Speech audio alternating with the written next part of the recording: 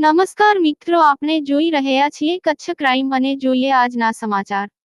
નવા ક્રાઇમને કોઈ માફિયાઓ અંજામ આપે તે પહેલાં તંત્ર જાગે। કચ્છના નાના રણમાં સાચા અગરિયાઓની જમીનો ઉપર ઉદ્યોગપતિઓની દબંગાઈ સાથે દબાણ તંત્ર કેમ અજાણ। ભચાઉ તાલુકાના શિકારપુર રણમાં અનુસૂચિત જાતિના હરિભાઈ સાજણભાઈ પરમારને રાજ્ય સરકાર દ્વારા 105 એકર જમીન અગરિયા તરીકે ફાળવવામાં આવી હતી। આ અગરો ઉપર ઉદ્યોગપતિઓ દ્વારા ગેરકાયદેસર કબજો કરી લેવામાં આવ્યો છે। મીઠાના અગરના સરકારી ચોપડે માલિક અરજદાર હરિભાઈની અહીં પ્રવેશ કરવાની માફિયાઓ દ્વારા મનાઈ છે।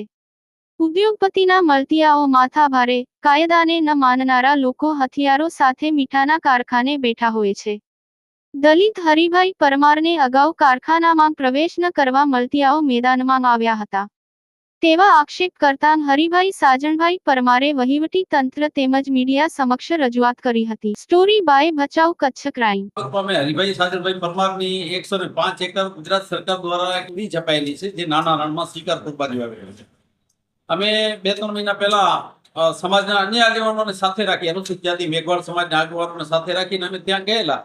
ત્યાં જઈને જોયું તો જે વિક્રમભાઈ આહિર નામના કોઈ વ્યક્તિ પાસે કબજો છે અને હરિભાઈના બાપા સાજણ બાપાએ કંઈક એમને રિન્યુ કરવા આપેલી કંઈક પ્રોસેસ કરવા, ત્યાર પછી એ લોકો એને કબજો છોડતા નથી આ લોકો। અને જે કારણ હોય તે પણ કાયદેસર હરિભાઈ સાજણભાઈ પરમારના જ માલિકીના આ અગરો છે। અને આવા દલિતોના કે અનુસૂચિત જનજાતિના કે અન્ય જે ગરીબ માણસો છે એમના અગરિયાઓના જે અગરો છે ઉદ્યોગપતિઓ દબાવીને બેઠા છે।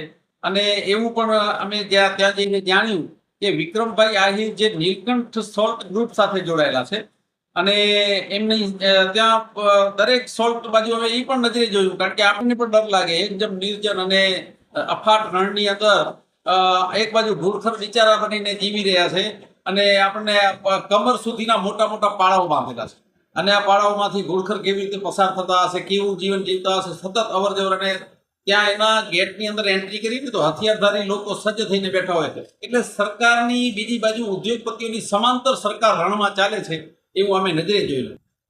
અમારી એક નમ્ર વિનંતી છે, જો ગુજરાતમાં કાયદાનું શાસન હોય, સરકાર જેવું કંઈક હોય તો આ દબંગોને ત્યાંથી હટાવી અને જે ઉદ્યોગપતિઓ કબજો જમાવીને બેઠા છે અગરિયાઓના, આ અગરિયાઓ સાચા અગરિયાઓ છે બિચારા, જે 10, 12, 20 એકર જમીનોના એ પોતાની જમીન ઉપર જઈને મીઠું પકવે અને એમને પૂરેપૂરું રક્ષણ આપી અને દબંગોનું જે શાસન છે અત્યારે પણ હાલમાં પણ ચાલુ છે। આ નાના રણ કે મોટા રણ, કડોલ હોય કે બાનિયારી હોય, ચોબારી હોય, તો આ મોટા રણ કે નાના રણના દબંગોનો કબજો હટાવી અને નાના અગરિયાઓને એનો કબજો સોંપવામાં આવે।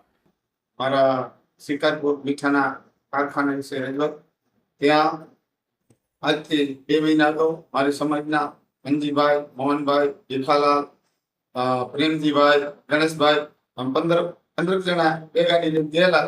ત્યાં કારખાને ઉપર તપાસ કરતા ત્યાં કોઈક વિક્રમભાઈ કરીને તમારો કબજો રાખીને બેઠા છે, એના માણસો એવો જવાબ દીધો એટલે સામખેરી પોલીસ સ્ટેશનમાં અરજી દીધી મારો કબજો પરત લેવા માટે। તંત્રને નરમ અરજ કે મારો એક દલિત પરિવારમાંથી આવું છું તો મારો કબજો મને પરત લેવડાવ્યા। કબજો વિક્રમ આહિર કરી છે, નીલકંઠ સોલ્ટ વાળા ભાઈ છે હોય।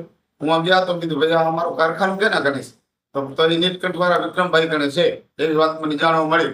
તે મારી સાથે મંજીભાઈ હતા, અમુક બીજા આગેવાનો હતા અમારી સમાજના।